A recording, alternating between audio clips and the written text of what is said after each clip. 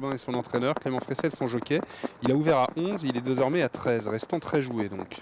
Mais c'est un chat qui a peu de gains, il a seulement 32 000, il a 7 ans. Pareil, pas évident avant le coup, mais enfin quand même, cette cote est un peu étonnante. On a vu Top du Poncelet le 3 au galop. Et il y a 2 chevaux au galop dans le tournant là, hein, avant d'arriver vers la ligne droite. Oui, il y a Top du Poncelet. Et également Urano de Mélandre, 3 et 8. Vic de la Loge. Finalement, quand on fait un peu le papier, on se dit que même ferré, ça doit pouvoir suffire pour au moins prendre une place dans le multi pour Vic de la Loge, hein, qui défait à des postérieurs au top aurait une première chance pour la victoire. C'est vrai qu'il apporte pas mal de garanties ce cheval. Hein. Ouais. Peut peut-être même gagner quand même. Ouais. Il est capable de gagner. Et je pense qu'il faudrait peut-être jouer spot dans cette course. Hein. On peut faire des spots en donnant des chevaux de base. Donc on donne ses chevaux de base et ensuite on laisse l'ordinateur choisir pour vous. Et vous mettre le cheval à 100 contre 1 que vous n'auriez jamais mis. Personnellement, je ne suis pas un grand fan, mais pourquoi pas. Bon, il y a quand même les V, hein. Vénard de Farcha, Vic de la Loge, Viking Blue, avant le coup, c'est le trio. Mais il y a des failles dans l'armure. Vic de la Loge, pas déféré, Viking Blue, pas facile. Et Vénard de Farcha, est-il vraiment 100% prêt? Voilà.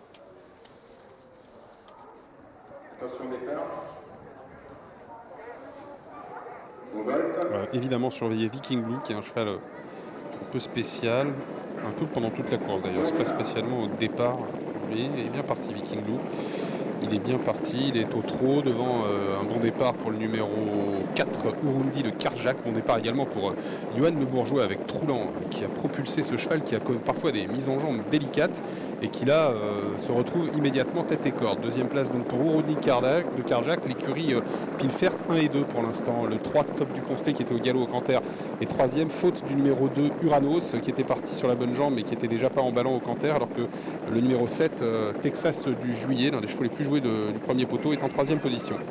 Ce sont les favoris de la course. Alors Vic de la Loge a pris un bon départ, même chose en ce qui concerne Viking Blue qui est pour l'instant plutôt à l'arrière en compagnie également de Vic de Farcha, mais les trois chevaux les plus joués du deuxième poteau sont bien partis. Et devant Troulan mène la danse devant le numéro 4 Urundi de Karjak, troisième place pour Texas du Juillet, quatrième place pour Top du Poncelet, disqualification de 2 et de Las à présent. Las vient d'être disqualifié. Viking Blue au sein du peloton, on a un concurrent fautif, c'est Vic de la Loge. Vic de la Loge au galop, numéro 17, l'un des chevaux en vue de la course qui disparaît. Et devant, Troulan fait du train avec Johan Le Bourgeois, offrant un sillage, un dos à Urundi de Karjak, son compagnon d'entraînement et de couleur. Troisième position pour Texas de Juillet, devant Top du Poncelet et fort du rentrant Uno de Martelier, qui l'amène maintenant en cinquième position. Tivoli de Lucio vient un petit peu plus loin, côté corde, c'est numéro 11, 6-7e, alors qu'on a du remous, là, Texas du Juillet au galop. On a failli avoir une chute avec le numéro 3 Top du Poncelet. Oh là là, on a évité la correctionnelle de peu. Et du coup, Johan Le Bourgeois profite de tout ça pour prendre une dizaine de mètres d'avance. Viking Blue est en train de faire un bel effort. Avec David Thomas, le favori revient se placer dans le groupe de tête. On a frôlé la correctionnelle avec Texas de Juillet et Top du Poncelet. Heureusement, il y a eu plus de peur que de mal. À un tour de l'arrivée avec Troulan qui a le meilleur. Sur Urundi de Karjak, Viking Blue qui très facilement est venu quatrième dans le sillage du numéro 8 Urano de Mélandre. On a ensuite bien placé Upright alors qu'à l'arrière Vénard de Farcha n'a pas encore vraiment progressé mais encore compétitif sans problème pour le multi. Vénard de Farcha qui se rapproche d'ailleurs avec la casaque maréchale noir et rouge en 7-8e position. Le début de la ligne d'en face avec Troulan qui ne compte plus qu'une longueur d'avance maintenant sur le numéro 8 Urano de Mélandre avec Urundi de Karjak qui est troisième, Viking Blue qui vient très facilement, faute d'Urundi de Karjak, le numéro 4 qui disparaît et qui est disqualifié. Troulan a le meilleur, Viking Blue vient très facilement comme un gagnant en puissance. Urano de Mélandre est troisième. On a un effort d'un concurrent qui tente de progresser, c'est Huban Blotté, le numéro 10, alors que Vénard de Farcha essaye de venir également à l'extérieur, faute de Urano de Mélandre qui disparaît, faute de Huban Blotté qui essayait de progresser. Viking Blue le favori qui passe à l'attaque, Troulan en deuxième position, Vénard de Farcha qui vient facile troisième devant Upright, les autres sont beaucoup plus loin à l'image d'Uno du Martelier et de Urbanil. Le dernier tournant avec Viking Blue qui va assurer cette ultime courbe pour venir à hauteur de Troulan qui commence à être très sollicité et qui commence à pencher un petit peu. Troisième place pour Vénard de Farcha qui peut gagner, quatrième place pour Uno du Martelier devant également Urbanil qui va essayer de revenir lutter pour un accessite. On a également Upright qui est à la luste pour le multi, l'entrée de la ligne droite avec Viking Blue et Vénard de Farcha, les deux favoris qui vont s'expliquer. Troulan qui va tenter de garder un petit quelque chose devant Le numéro 16, Upright, et également Uno du Martelier.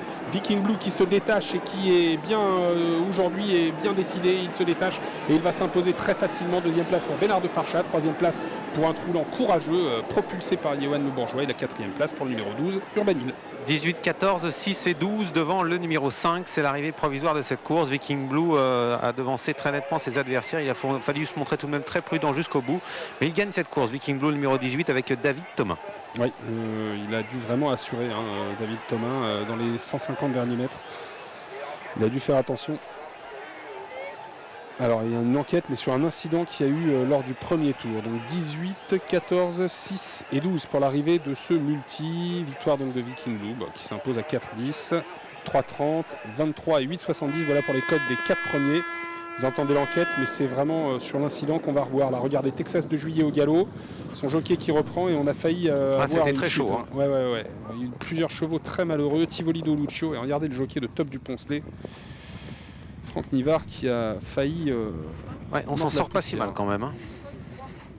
Alors, double enquête également sur le 5 et le 16.